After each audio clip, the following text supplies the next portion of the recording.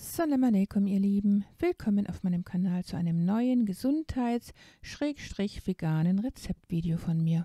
Heute stellen wir wieder einen köstlichen roten Smoothie her. Und zwar beinhaltet der nicht nur die gesunden Wildheidelbeeren, sondern auch die Berberitze. Der in ihr enthaltene Wirkstoff Berberin oder auch Berberin ausgesprochen, wird in besonderer Weise zur Behandlung von Diabetes eingesetzt. Deshalb habe ich die Berberitze auch in meinem Video zu den 12 Anzeichen der Insulinresistenz vorgeschlagen. Das Video dazu werde ich euch gerne hier oben verlinken. Diesen köstlichen und gesunden Smoothie könnte man daher auch konsumieren, wenn man von Diabetes betroffen sein sollte. Zuerst geben wir also eine Handvoll von den Bio-Berberitze-Beeren in den Vitamix.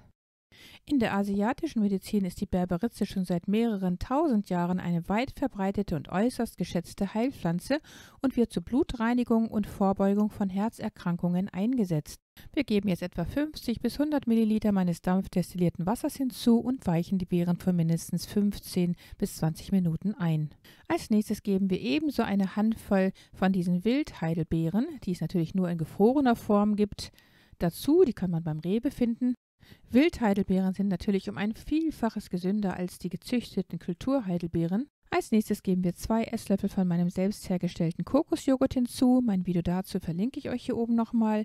Dann kommen etwa 50 Milliliter von dieser Bio-Kokosmilch hinzu. Ferner 1 Teelöffel von meinem selbstgemachten Meerrettich-Honig, also von meinem fermentierten Meerrettich-Honig hinzu. Mein Video zum Knoblauch-Honigferment verlinke ich euch hier oben, der genauso hergestellt wird wie das Meerrettich-Honigferment. Und dann geben wir 1 Teelöffel von diesen wilden Heidelbeeren in Pulverform hinzu. Die sind eine sehr gute Ergänzung zu den gefrorenen Wildheidelbeeren, weil sie eben noch Enzyme enthalten, da sie roh köstlich getrocknet sind. Als nächstes geben wir 1 Teelöffel von meinen getrockneten Papayakernen hinzu. Die wirken sehr gut gegen Parasiten. Mein Video dazu verlinke ich euch hier oben nochmal. Dann kommt ein gehäufter Teelöffel von meinem gekeimten Quinoa-Pulver hinzu. Das ist sozusagen der natürliche Vitamin-B-Komplex. Und als ein gesundes Süßungsmittel kommt noch eine Messerspitze von diesem echten Stevia-Pulver hinzu.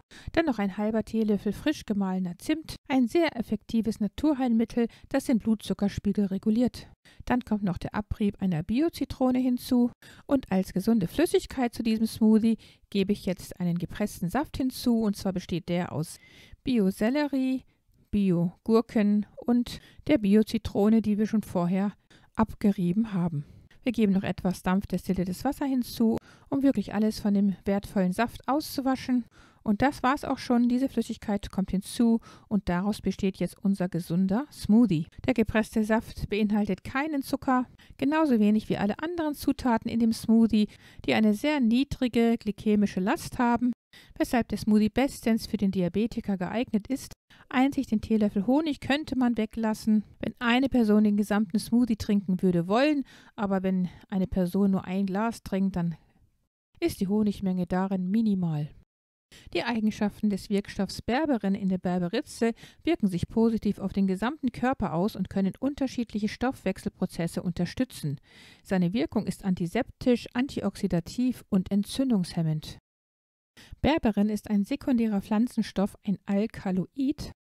Und zwar kann es unter anderem die Glukoseproduktion in der Leber drosseln und ist bei der Regulierung des Blutzuckerspiegels laut Studien genauso effektiv wie die geläufigen Diabetikermedikamente Metformin oder Glibenclamid.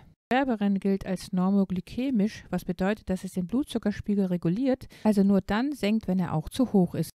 Die Heilpflanze Berberitze verfügt über zahlreiche positive Eigenschaften, die unsere Gesundheit positiv beeinflussen können. Besonders gut wirkt sie bei Diabetes, Bluthochdruck, Verdauungsbeschwerden, Lebergesundheit, koronarer Herzerkrankungen, Gewichtsreduktion und Depressionen. Und was die gesunden Wildheidelbeeren betrifft, die auch eine sehr niedrige glykämische Last haben, so enthalten sie sehr viel mehr Anthocyane als die Kulturheidelbeeren.